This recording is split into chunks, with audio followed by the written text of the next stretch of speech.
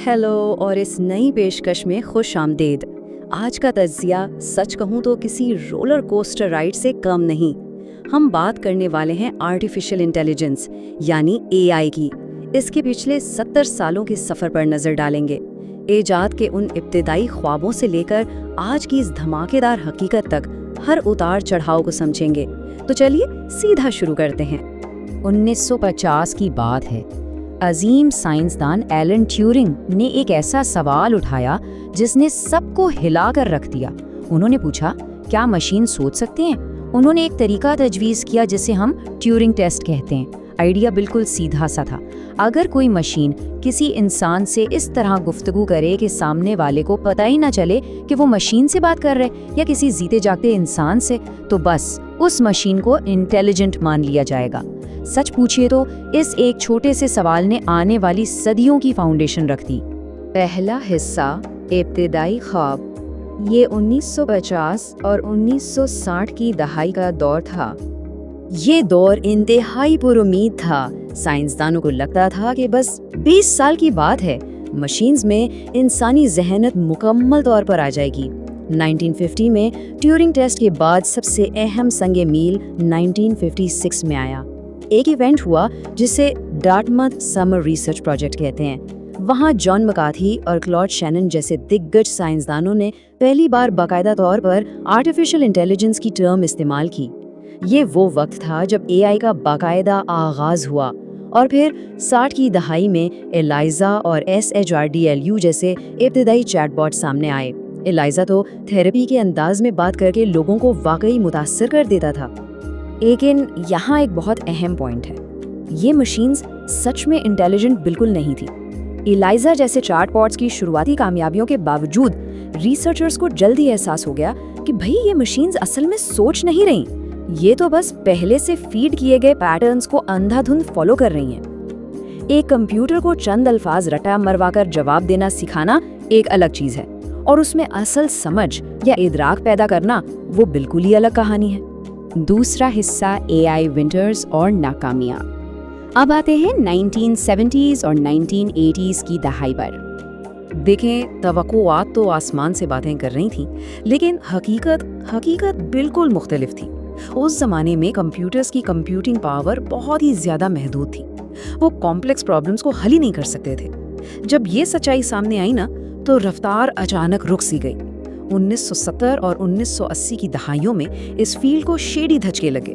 Governments ने देखा कि रिजल्ट्स नहीं आ रहे, तो उन्होंने फंडिंग बिल्कुल रोक दी। इस बुरे दौर को फर्स्ट एआई विंटर कहा जाता है। हालत ये हो गई थी कि एआई को एक डेड साइंस तस्वुर किया जाने लगा। खैर, कहानी यहाँ ख़त्म नहीं हुई।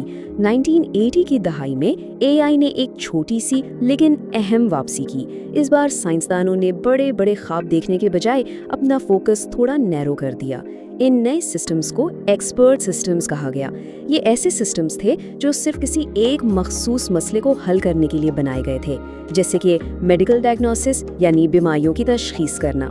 ये सिस्टम्स अपने दौर में काफ़ी कामयाब रहे और बड़ी कंपनियों ने इनमें खुशी खुशी अरबों डॉलर्स इन्वेस्ट किए। तो फिर क्या गड़बड़ हुई? मसला ये था कि इन एक्सपर्ट सिस्टम्स की भी अपनी शेडेड लिमिटेशंस थीं। ये नए हालात के मुताबिक खुद को ढाल नहीं सकते थे। जो डेटा फीड कर दिया गया, बस वही इनकी दुनिया थी। जब इन खामियों का एहसास हुआ तो इंडस्ट्री एक बार फिर बुरी तरह गिर गई, और इस तरह 1987 से 1993 तक एक दूसरी एआई विंटर शुरू हो गई। उम्मीदें जो थोड़ी बहुत जागी थीं, वो फिर से टूट गईं। तीसरा हिस्सा, खामोश इनकलाब। ये 1990 और 2000 की दहाई का जिक्र है, और ये दौर वाकई कमाल का था। 90s और 2000s में एआई ने बड़े बड़े दावे करना बंद कर दिए और पर्दे के पीछे बिल्कुल खामोशी से अपना काम करना शुरू कर दिया। किसी को ठीक से खबर भी नहीं थी और हम रोजाना एआई का इस्तेमाल कर रहे थे। जरा सोचिए, गूगल का पेज रैंक एल्गोरिदम, हमारी ईमेल्स में ऑटोमेटिकली लगने वाले स्पैम फिल्टर्स, अमेज़न या नेटफ्लिक्स पर जो फिल्म्स और प्रोडक्ट्स रेकमेंड किए जा रहे थे, ये सब क्या था? ये सब मशीन लर्निंग के कॉन्सेप्ट्स पर मबनी थे जो पर्दे के पीछे मुसलसल बेहतर हो रहे थे। एआई अब बड़ी बड़ी बातें नहीं कर रहा था, बल्कि प्रैक्टिकली काम करके दिखा रहा था। चौथा हिस्सा, डीप लर्निंग का उरूज, 2010 की दहाई का इनकलाब। 2010 की दहाई में अचानक एक धमाका हुआ। AI चुपचाप लैब से निकलकर पूरी दुनिया के सामने छा गया। लेकिन सवाल ये है कि ये अचानक हुआ कैसे? असल में ये 3 चीज़ों का एक परफेक्ट स्टॉर्म था। पहला, बिग डेटा। इंटरनेट की वजह से बेतहाशा अनलिमिटेड डेटा अवेलेबल हो गया। दूसरा, GPU पावर। वीडियो गेम्स के लिए बनने वाले ग्राफिक्स कार्ड्स ने अचानक बेहद तेज़ कंप्यूटिंग पावर फराहम कर दी। और तीसरा, डीप लर्निंग, यानी 1943 के पुराने न्यूरल नेटवर्क्स के कॉन्सेप्ट्स वापस जिंदा हो गए। जब ये तीनों चीज़ें, डेटा, पावर और न्यूरल नेटवर्क्स आपस में मिली तो पुरानी AI थियोरीज अचानक प्रैक्टिकल रियलिटी बन गई।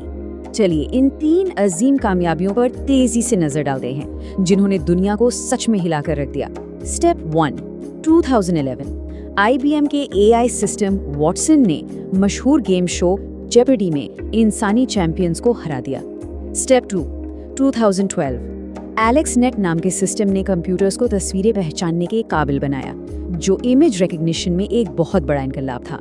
और स्टेप 3, 2016 गूगल डीप माइंड के AlphaGo ने दुनिया के सबसे मुश्किल गेम गो के वर्ल्ड चैंपियन ली सेडोल को शिकस्त दे दी। अब ये बिल्कुल वाज़ेह हो चुका था कि AI कॉम्प्लेक्स गेम्स और इमेज रिकग्निशन में इंसानों को बहुत पीछे छोड़ चुका है। लेकिन ठहरिए, आसमान छूने के लिए अभी एक आखिरी और सबसे अहम कड़ी बाकी थी, और वो थी ट्रांसफॉर्मर आर्किटेक्चर। ये 2017 में गूगल की जानिब से इन्वेंट किया गया एक ऐसा ज़बरदस्त निज़ाम था जिसने AI को इंसानी ज़बान और उसके कॉन्टेक्स्ट को समझने के काबिल बनाया। ये वो मिसिंग पजल पीस था जिसने AI को सिखाया कि अल्फाज के पीछे छुपा असल मतलब क्या होता है। ये वाकई एक गेम चेंजर इजाद थी। 5वां हिस्सा, जेनरेटिव AI का धमाका, 2018 से लेकर आज तक का सफ़र। इस धमाके की बुनियाद आखिर कैसे रखी गई? देखें, 2018 में BERT और GPT-1 जैसे मॉडल्स आए। फिर 2020 में GPT-3 लॉन्च हुआ, जो कि एक मैसिव यानी बहुत ही बड़ा ब्रेक थ्रू था, क्योंकि इसकी लैंग्वेज स्किल्स पहले से कहीं ज़्यादा बेहतर थी। फिर 2021 का साल आया, जिसमें डली और गिटहब को-पायलट सामने आए। ये सिस्टम नई तस्वीरें बना सकते थे और खुद से कोड भी लिख सकते थे। जेनरेटिव AI की मुकम्मल फाउंडेशन अब बिल्कुल तैयार थी।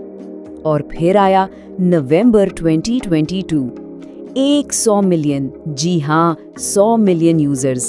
ChatGPT जब लॉन्च हुआ तो इसने सिर्फ 2 महीने के अंदर, लिटरली सिर्फ 2 महीने में 100 मिलियन यूजर्स का हदफ हासिल कर लिया।